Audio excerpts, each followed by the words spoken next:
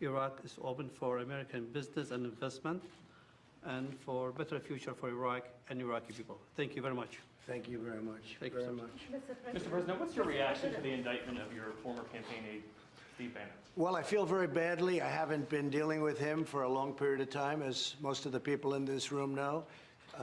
He was involved in our campaign. He worked for Goldman Sachs. He worked for a lot of companies, but he was involved likewise in our campaign and for a small part of the administration very early on. I haven't been dealing with him at all.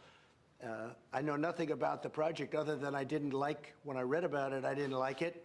I said, this is for government, this isn't for private people. And it sounded to me like showboating, and I think I let my opinion be very strongly stated at the time. I didn't like it. It was showboating and maybe looking for funds, but you'll have to see what happens. I think it's a very sad thing for Mr. Bannon. I think it's surprising, but this was something, as you know, just by reading social media and by reading whatever it is and by speaking to Mike and all of them, I didn't like that project. I thought that was a project that was being done for showboating reasons. I don't know that he was in charge. I didn't know any of the other people either. But it's sad. It's very sad. Respectfully, sir, it's not just Steve Bannon, it's Roger Stone, it's Michael Flynn, it's Rick Gates, Paul Manafort, Michael Cohen. What's it say about your judgment that these are the kind of people well, who I you're have affiliated no idea. with, and the culture of lawlessness around people who are there was involved in great the leadership of your lawlessness in the 2016 Obama campaign? administration. They spied on our campaign illegally. And if you look at all of the things and all of the scandals they had tremendous lawlessness. But I know nothing about, I was not involved in the project. I have no idea who was, but I can tell you I didn't know the people, the three people that were talked about were people that I did not know. I don't believe I ever met them. I don't think that should be a privately financed wall. I don't think it's too complex, it's too big.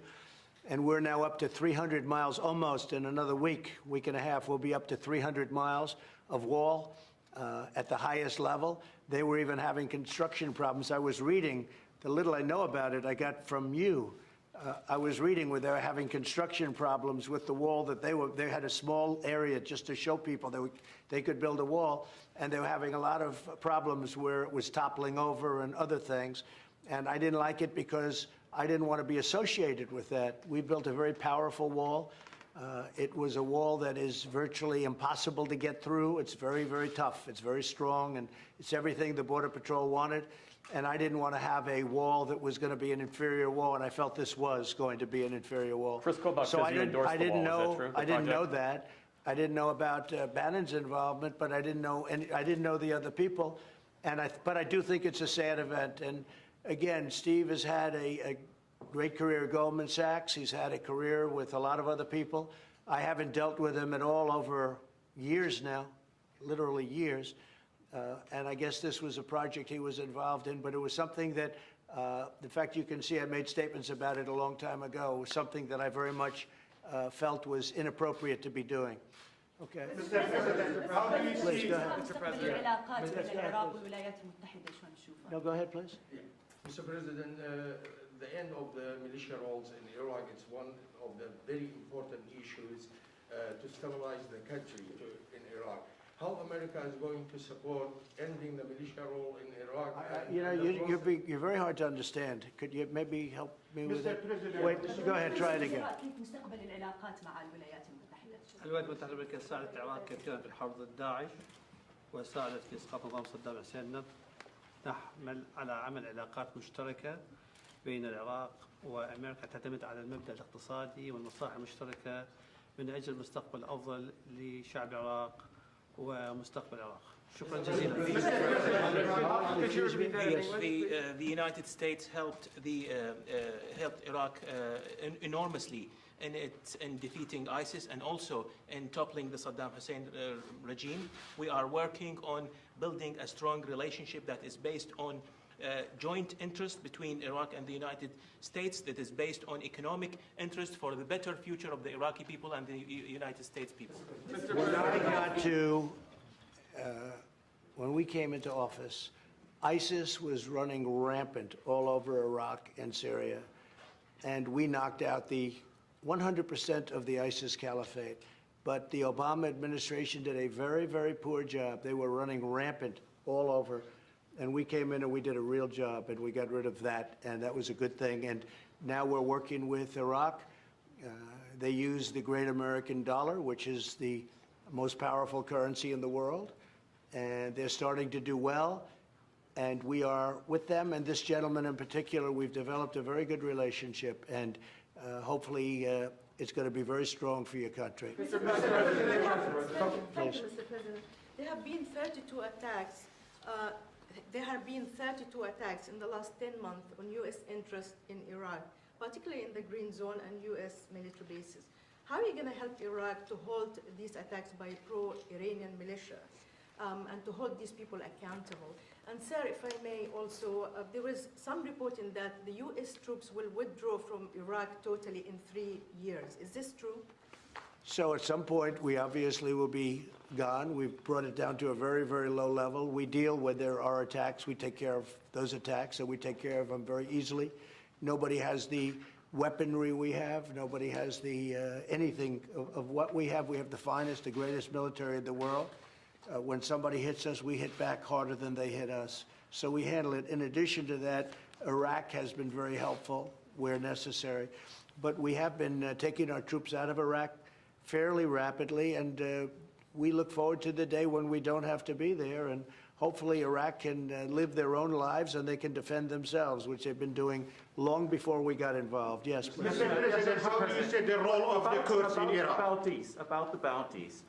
You say you hit back hard, but we haven't seen any definitive strike back for bounties upon Americans. Well, you don't know about the bounties. I mean, you're telling me if you know something, you can let us know, but you obviously don't know very much about it. But if we found that would be true, if we found that would be a very, it would be a fact. What you just said, we would hit them so hard, your head would spin. Go ahead. Mr. President, how do you see the role of the Kurds in Iran? And how is important relationship between Baghdad and Erbil? Well, the Kurds helped us greatly in defeating as you know, the ISIS and getting the ISIS, 100% of the ISIS caliphate. So we have a very good relationship with the Kurds, and we've also treated them very well. Mr. President, Yes, please. Yeah. The end of the militia rules in Iraq is very important to stabilize the country. How America can help ending the militia rules, and how can help Iraq in the democracy process? Well, what we're doing is we're helping where we can. But again, that's a country, that's a separate country. They have a prime minister, and they have people in office, and they have to run their country. We've been in Iraq for a long time. I won't say whether or not I said we should be there, but frankly, I didn't think it was a good idea. But I was a civilian, so who's going to listen to me? But I made my point pretty clear, I guess as clear as a civilian can do it.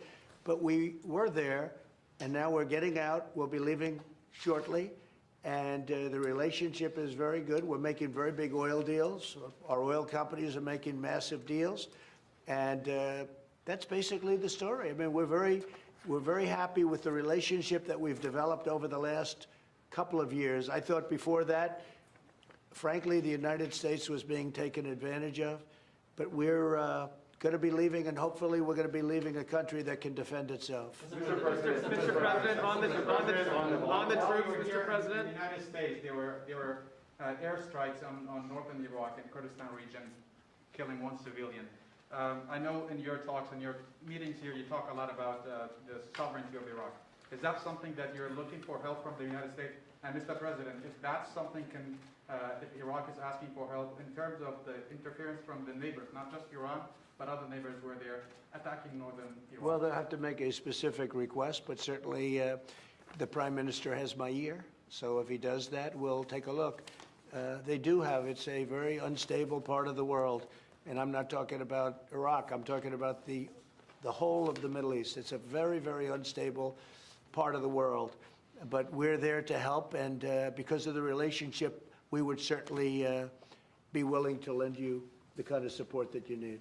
بكل تأكيد الاعتداءات التركية على العراق مرفوضة، والدستور العراقي كذلك لن يسمح للعراق بأن يكون منطلق لتهديد أي من جيراننا. بكل تأكيد عندنا حوار مع الأتراك لتصحيح هذا الوضع، ونتوقع أن حل هذه المشكلة فيما يخص السيادة العراقية، أنه الأتراك سوف يتفهمون ظروف العراق، وكذلك لن نسمح لأي طرف كان يهدد أي من جيراننا بخصوص الدستور العراقي يركز على أنه العراق لن يصبح أن يكون هناك تهديد منطلقا من أراضيه بكل تأكيد. Definitely, the Turkish attacks are not accepted. On the other hand, the Iraqi constitution also does not allow Iraq to become used to attack any neighboring country. We are entering dialogue with Turkey to rectify this situation, and I look forward to solving this problem with Turkey and getting our neighbors, the Turks, to understand Iraq's circumstances. But once again, the Iraqi constitution does not allow Iraqi territory to be used to attack any neighboring country. I will say this, the United States, and me in particular, has a very good relationship with Turkey and with President Erdogan, and we'll be talking to him. But we have a very, very good relationship with Turkey and with President Erdogan. Mr. President, just to follow up on the troops question, sir, do you have a time frame for the full and complete withdrawal of U.S. troops from Iraq? Mike, what would you say to that? As soon as we complete the mission, the President's made very clear he wants to get our forces down to the lowest level as quickly as we possibly can. That's the mission he's given us, and we're working with the Iraqis to achieve that. We're at the lowest level now, Jeff. We're at the lowest level in Afghanistan that we have been at many years. We'll be down to about 4,000 troops in Afghanistan, and that will be when? A couple months, sir. Yeah, within a few months, a couple of months. Mr. President. As you know, in Syria, we're down to almost nothing, except we kept the oil. But we'll work out some kind of a deal with the Kurds on that. But we left, but we kept the oil, and we left the border. We said Turkey and Syria can take care of their own border.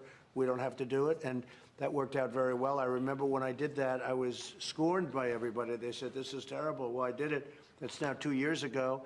We did it with Mike Pence, went over and met with the various parties, and very successfully, and we removed our troops. Nobody was killed, nobody. And now they protect their own border like they have been for hundreds of years. And we've left. But we did keep a small force, and we kept the oil, and we'll make a determination on that oil fairly soon. And just one domestic question, sir. The Manhattan case about your taxes has now ruled that you do need to turn over your taxes. Do you have a reaction to that? Well, the Supreme Court said if it's a fishing expedition, you don't have to do it. And this is a fishing expedition, but more importantly, this is a continuation of the witch hunt, the greatest witch hunt in history. There's never been anything like it, where people want to examine every deal you've ever done to see if they can find that there's a comma out of place. No president has ever had to go through this. The Supreme Court shouldn't have allowed this to happen, but no president has ever had to go through this. But what the Supreme Court did do is say, if it's a fishing expedition, my interpretation is essentially you don't have to do it. So we'll probably end up back in the Supreme Court. But this is just a continuation of the most hideous witch hunt in the history of our country. We beat Mueller. We won at every level in Washington, in D.C. We won at every level. So now what they do, they send it into New York. So now we have an all-Democrat state, all Democrats, and they send it into New York. This should never be allowed to happen to another president. This is a continuation of the most disgusting witch hunt in the history of our country. All it is. But the Supreme Court said fishing expedition. This is the ultimate fishing expedition. Nobody has anything. We don't do things wrong. But they'll say, let's go in and inspect every deal he's ever done. Let's get papers from 10 years, every paper, every deal he's ever signed.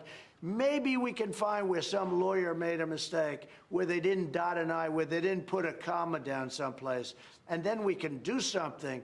This is a disgrace, and this should never, ever be allowed to happen again. Right? Thank you very much. Mr. President, on Navalny, the Russian opposition leader, he was hospitalized, and they think he was poisoned.